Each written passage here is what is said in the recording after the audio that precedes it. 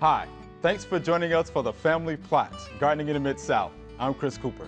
There are several ways to propagate your plants. We'll take a look at using seeds and cuttings to get new plants. Also, in the spring, the grass comes up, but so do the weeds. We'll let you know how to cut down on your weed problems. That's just ahead on the Family Plot, Gardening in the Mid-South. Production funding for the Family Plot, Gardening in the Mid-South is provided by Goodwin's Landscape and Garden Center in Germantown since 1943 and continuing to offer its plants for successful gardening with 7 greenhouses and 3 acres of plants, plus comprehensive landscape services.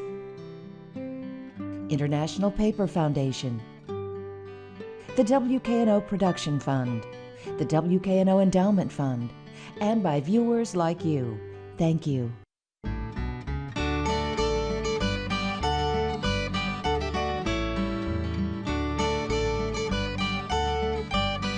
Welcome to the Family Plot. I'm Chris Cooper. Joining me today is Kim Rucker. Kim is the greenhouse and cutting garden manager at the Dixon Gallery and Gardens. And Booker T. Lee is here. Booker's a UT Extension agent right here in Shelby County. Thanks for joining me. Glad to be here. Glad to be here. All right, Kim, we're going to talk about propagation. So here's the first question. What is propagation and why do we need to propagate? Well, propagation, if you're like most gardeners, once you get the gardening fever, you just want to acquire more and more plants. When you learn to propagate, it's a skill set that you learn, plus it's a way to get new plants. Okay. It's economical. Okay, all right, so you want to get us started on some of your practices? Sure, there are several ways to propagate. Okay. The easiest to me, one of the easiest, is to seed. It's very economical. It's a quick fix. You get plants fairly quickly. A lot of people are interested in vegetable gardening now, and it's very easy to seed your vegetables. There are basically 2 types of seeding, direct seeding or in situ, which means you take your seeds, you go out in the yard, and you plant them in your prepared bed. Mm-hmm. A lot of your vegetables you can do that way, especially if the plant is going to have a taproot. Those don't usually transplant real well, so you want to start those outside. The other is indirect seeding, and usually what that involves is seeding into a container of some sort, and then you usually end up transplanting at least once or twice before you actually move it into the spot where you are going to grow it on. We do a lot of indirect seeding at the Dixon. Okay.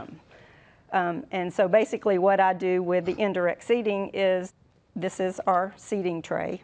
And I've got little cells. We put a special mix in there. It's basically just a soil mix. It's a little looser. And we put 1 seed per cell. Okay. And that's just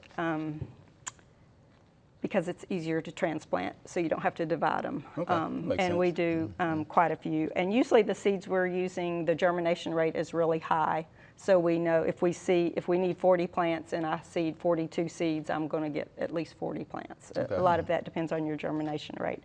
Now let me ask you this before you keep going. So can the homeowner get these seed trays? Oh yes, you can. A lot of times you'll see them in the big box stores, and they come in a big flat. This has actually been cut in half. Okay. And then it'll have a dome on the top. Sometimes they'll already have the soil in them, and it'll have a little tray that holds water on the bottom. Okay. That's what this tray is for. We actually seed into dry mix, and then pour warm water onto the tray and let it soak up from the bottom. You don't want to water on top of this because your seed's going to wash out.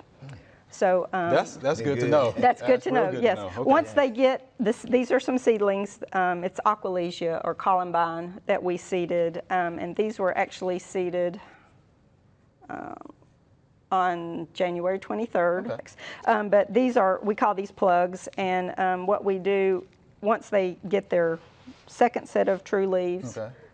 What we do is we just kind of squeeze it like this, and then I usually take a bamboo stick and you just poke up the bottom, and it just pops out, and there's your plug. Sorry, I'm making a mess. Oh, that's all right. And then you just move that to the next size pot, and you grow them on. That's actually the pink flowers down there. Those actually, the seed is about the size of a grain of pepper. It's very tiny.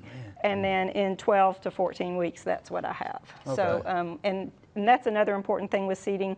You need to decide when you want your plant and then count back the number of weeks that it tells you on the package that it takes for the plant to get that size. Okay. So with the Snapdragon there, we actually seed those. We want them about the 1st of February. So I count back 12 to 14 weeks, and that's usually the end of October, 1st of November. That's when I seed it. Okay. Usually a month later, I can up pot it to the first small pot, and then we move them into the big gallons. And then it's very important for us for timing, because I want the flowers for the arrangements in the museum. Sure. So I have to have them on a certain schedule. It's pretty neat. Now, can we get to the cuttings? Yes. Okay. On the cuttings, there's several ways to vegetatively propagate something, which basically with that, you're going to get the identical plant that you're working with. Okay. And there's several ways to do this. You can do stem cuttings with herbaceous plants, and that's real good for your annuals. If my mom always kept coleus in the windowsill, she would save them from the season before, and you just take a cutting. And what I do is, we call this the mother plant. Okay. And we keep several of these, and then we take cuttings off of it. But you just find a stem, and you want it not real flexible. That means it's the newer growth, but you want to get it back just a little bit to where it's not real stiff. Okay. And what I usually do, you can take it off here, and you'll usually hear as much as feel a little snap. And you can do it that way. Okay. It's really best to cut, because you end up tearing. But it's really very easy to do this. You can either root it by dipping it in hormone and then sticking it in soil, or with these, I like to start them in water. It's just easier, it's quicker, but you just take your leaves and strip them off. Okay. And then you want several leaf nodes, 1, 2, 3, down into the water or into the soil. Okay. So that's what, and then this is what you get in about 2 weeks. Wow, how about And then that? you just 2 stick weeks? that 2 weeks. Yeah. And that's just in water. That's just in water. We usually set it in a windowsill where it gets indirect light, good light, but indirect light. And then we just pot those into a soil mix. Okay. The other, that's a kind of an herbaceous. There's also semi-hardwood and hardwood cuttings. The boxwood, we don't do a lot of those. We do it more for demonstration and just what we call playing. But you usually use the past year's growth. And what you do is you find a stem that's the same thing, not real hard, or not, it's somewhat woody, but you know, it's not like this major stem here. But what you do is you just stick it, cut it off, Okay. use good clean clippers. I like to clean them in between with alcohol. Okay. And we want to make sure we get a clean cut as well. A clean right? cut, right. And then you do the same thing. You want to take your leaves off, and you want several nodes. And then what I like to do with hardwood, with semi-hardwood cuttings, and a lot of these depend on the time of the year. Usually May, June, July, you've had that first flush of new growth, and it's starting to get a little bit hard. It's not quite so tender. And then I just take a rooting hormone. There's also liquids you can use. You can buy them anywhere. This is kind of So the homeowner can professional readily strength. get that? There's one called Root Tone that you Okay. can find at I'm most familiar any with that. garden center. So what you do, I don't like to dip into that, because if this is diseased, you're going to contaminate your whole container. sense. So what I do is pour it into a little cup, and it's not necessary to wet this because it's going to stick. It's just a real fine powder, and I put it in there and knock the excess off. And then what I've done, I've got potting mix in there, and then I generally put a small layer of sand, and then I put more potting mix, and then you can just poke it in there. Okay. Now, what is the sand for? The roots seem to grow off that, into that fairly easily. Plus, it kind of holds a little moisture. Okay. Makes sense. And then, this is kind of short, but he's in It's there. peeking out there. He's peeking in there. Generally, what I will do is water it once really well. After that, and then we have a mist house which keeps the humidity up, but most homeowners don't have their own mist house. So you can put it in a Ziploc bag and seal it and put it in good indirect light, and then that'll kind of keep it moist. And usually they root in maybe 2 to 3 months. Well, Kim, we appreciate that. That was a demonstration. I'm pretty sure the homeowners are going to love that as well. So thank you much. You're welcome. There are a number of gardening events going on in the next couple of weeks. Here are just a few that might interest you.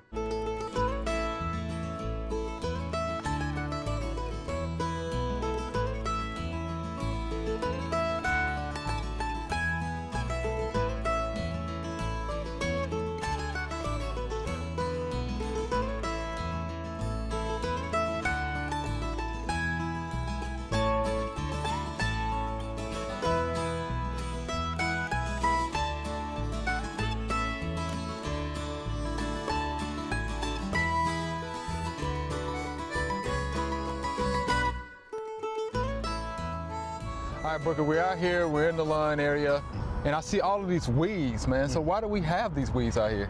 Dr. Cooper, a lot of times we don't have weeds in our soil because sometimes the soil that we have, compact soil, can cause weeds to grow. And also, if your neighbor have weeds and you're cutting the grass and everything, weeds can get into your yard by the seed blowing. And also, water, rain, and water seed down. And a lot of times we let our grass, we could see go to seed and it's blow by wind and get in the lawn. That's right. But we can't manage those weeds though. We can't manage those weeds. And the one thing we manage the weeds by putting a pre-emerge down early in the fall of the year or the early part of the spring, control a lot of weeds in there. And also with a thick, healthy turf. Right. You know, get a thick, healthy turf, move a lot of those weeds out of there. Right, because weeds are looking for space. Looking for space and everything, and weeds can grow anywhere. Yes, they you know, can. they can grow any kind of soil. You got to try to maintain that soil and try to keep the weeds out of there. Okay. You know, 'cause weeds can destroy a beautiful lawn. You know that. You know how it look. But control those weeds and get you on a good spray schedule. You know, you don't spray the broadleaf weed killer sometimes on there, that pre-emerge you put down. But getting those weeds under control is the most important thing. Okay. Then you can kind of manage those weeds a bit. Managing is the most important thing because you probably gonna have some weed. You might have a few. Weeds. Yeah, and then a lot of times you can pull those weeds out of there. When you pull those weeds out of there on like a moist day or something, Right. a lot of times you get all that tap root. And that root just go away. Okay. You know, and it takes some time now. You know, you And it's gonna be some work, There's no doubt about that. They trying to pull them out of there. Okay, well let me ask you this. So right now I see moss. Moss. Why do we have the moss here? See, moss like shade. They like acid soil. Sometimes they go in that let's say acid compact soil. Okay. And a lot of times you have moss where water kind of stand. Right. You know, you got an area that water kind of stand in your landscape. You might gonna have some moss there. Okay. You know, a lot of people know. You got to try to get rid of the problem for moss to go away. Right. You know, you got a lot of shade. You might need to limit your trees up some to get rid of the moss.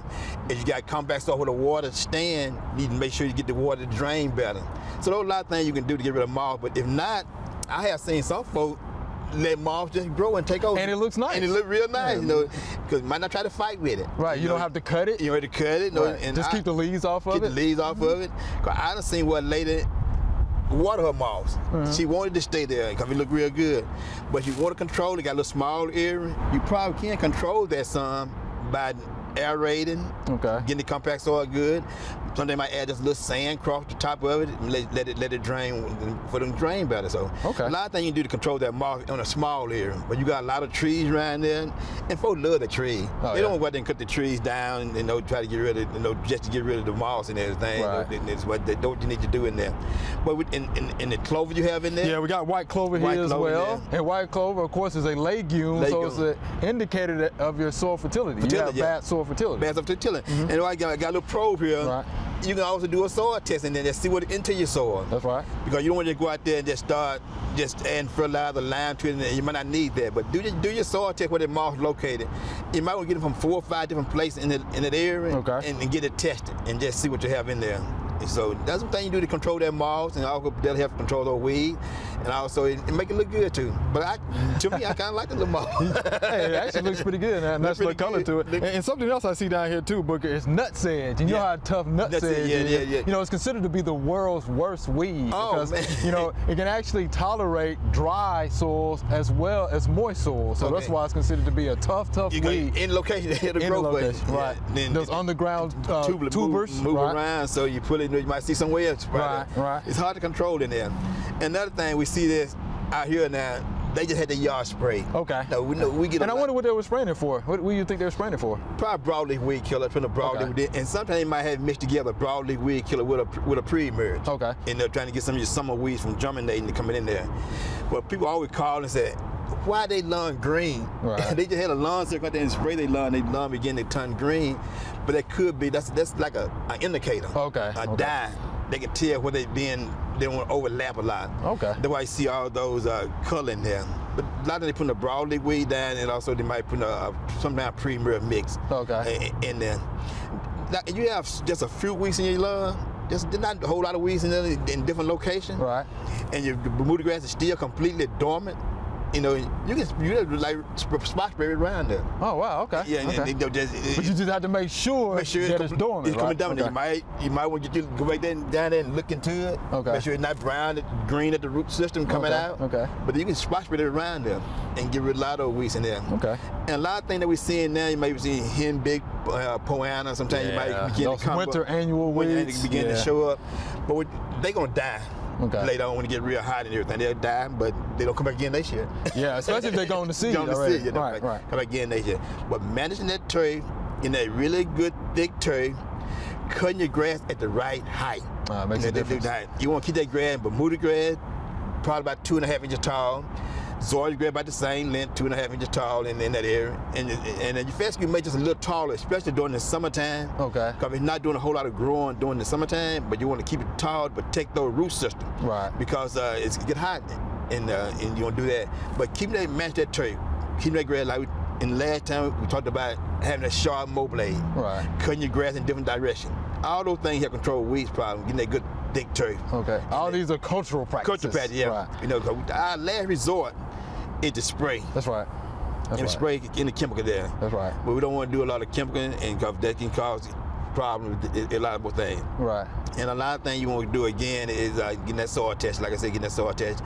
And then when you do spray chemical, read the label. Right. Always. Read the label. And don't go more than they say they're going to do, and then try to do what they say and don't go less. Okay. Do the right amount and cover the area they want to say cover. Okay. Let me ask you this, because we get this question a lot at the office. Is it tougher to control weeds in fescue lawns? A lot of times it could be, because it might be really thick grass like Bermuda or Zoysia grass. You might have a little more weeds getting there sometime in there. Okay. Because you see it more in there, because fish will grow all year long. Not right. Especially in the winter time, you might have just a little more grass in there too. And a lot of things you might not be able to spray on fescue lawn that you can spray on, that you can spray on Bermuda and Zoysia grass because of that. So, so you can do that. Those are things you might want to look at in there. But moss and weed problem going to be a problem. As your neighbor have weeds problem, you might going to have something in there. Right, they're going to blow in, like you said about wind or rain or something like that. And like you said, you have a lawn server that could be bringing them in from another lawn on your mower blade and everything. So. And I'm glad you mentioned that. If you're using a lawn service, make sure those guys blow off their lawn mowers. Right. Because they might have weed seeds on that mower blade, on the wheels, on them. So they need to blow off that equipment before they go to the next yard. Because they might take weeds that are in your yard, cut my grass, and they might be in my yard. So you want to make sure that they clean it off the equipment. A lot of times they could be on a schedule. They schedule to cut your grass, and if you have a little rain, and your grass still kind of wet. Right. And they ride across that cutting, and they could add a little compact to your soil too. Okay. You want just be very careful with that.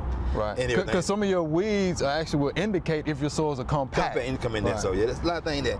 But manage those weeds, get them under control. You can take care of them. Do you have weeds in your yard? No, I don't have no weeds in my yard. I don't have no weeds in my yard. Well, I do have weeds. I might have one or two. What I do when it's real moist, I go there and put it up.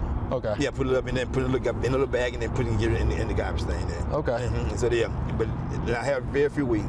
But no weeds don't be that though. No weeds, you don't get weeds. No, you might get the tree or spray it, but you don't have weeds sometimes. Well, you don't have weeds, because tell them how many times you cut your yard again. What, twice a week? Twice a week. Well, all right, Booker, we appreciate that. Thank you. Thank you. Remember, we love to hear from you. Send us a letter or an email with your gardening questions. Send your email to familyplot@wkno.org. The mailing address is Family Plot, 7151 Cherry Farms Road, Cordova, Tennessee, 38016. All right, here's our Q&A session. Ms. Kim, you jump in there with us, all right? Here's the first viewer question. Billy writes, I will be buying a Red Delicious and a Granny Smith apple tree soon, like Granny Smith apples. That's real good. Which size tree will bear fruit sooner, a dwarf or a full orchard size tree?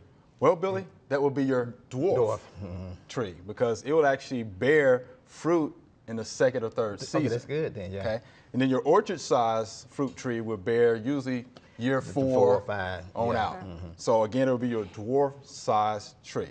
And dwarfs, trees are good for the I homeowner. like dwarf because really they stay real small and easy to harvest your fruit off there. So that's one of the good things about dwarf there. And people should realize that a lot of plants come in dwarf size, and that's good he's doing that. Yeah. Like dwarf trees, easy to maintain. Easy to maintain, So yeah. you're going to have to spray your fruit trees, so it'll be easy to spray. Easy to spray. Of course, easy to prune. Easy to prune, easy to harvest. Easy to harvest, like Yeah. Booker mentioned. That's great there. The only thing about a dwarf tree is this. You're going to have to stake it. Oh, yeah. Yeah, because they're a little weak. Okay. Okay.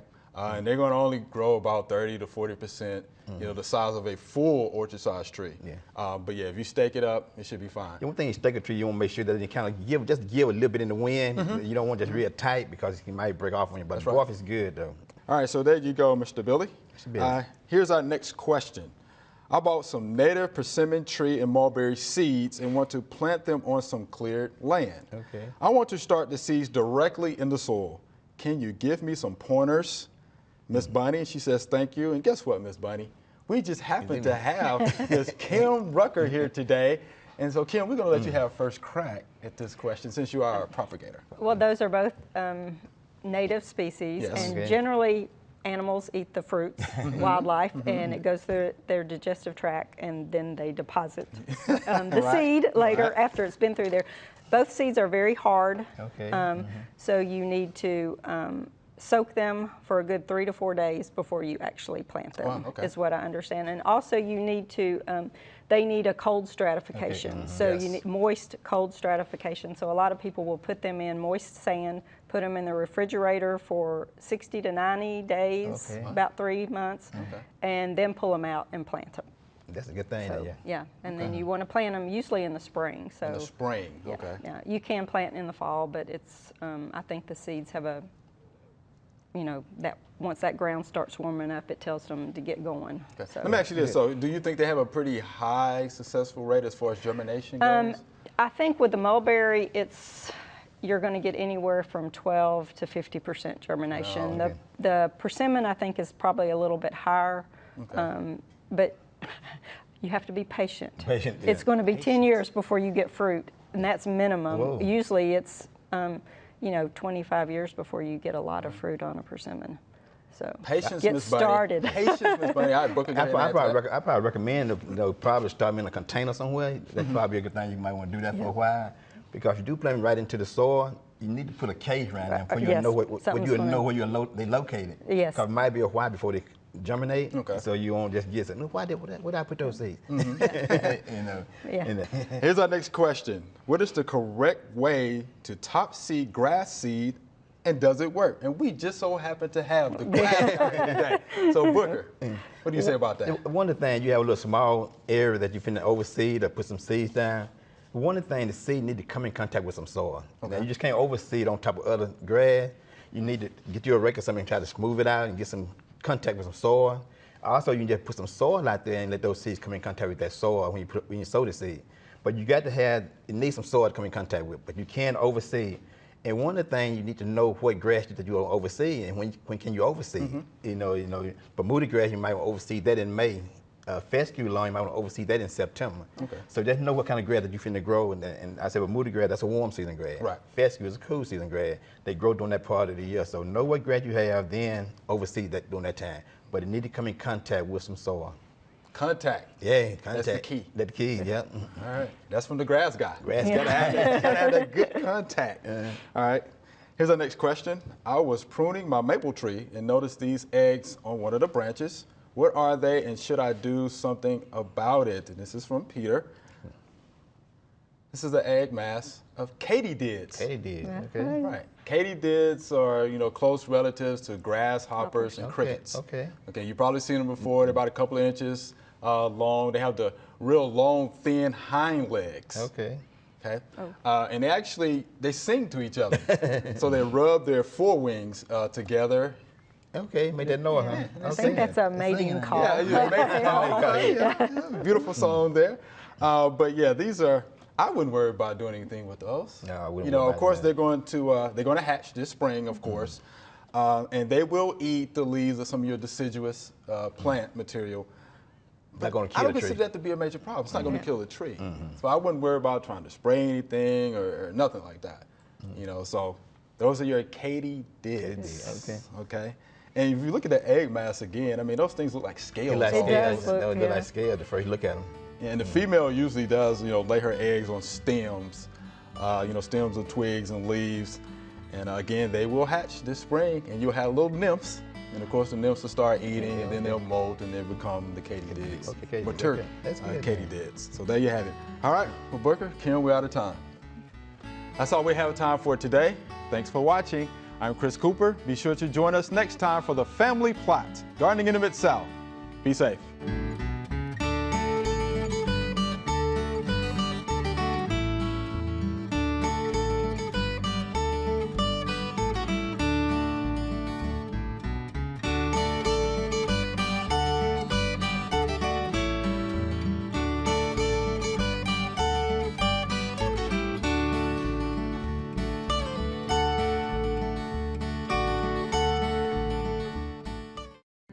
Production funding for the Family Plot, Gardening in the Mid-South is provided by Good Winds Landscape and Garden Center in Germantown since 1943 and continuing to offer its plants for successful gardening with 7 greenhouses and 3 acres of plants, plus comprehensive landscape services.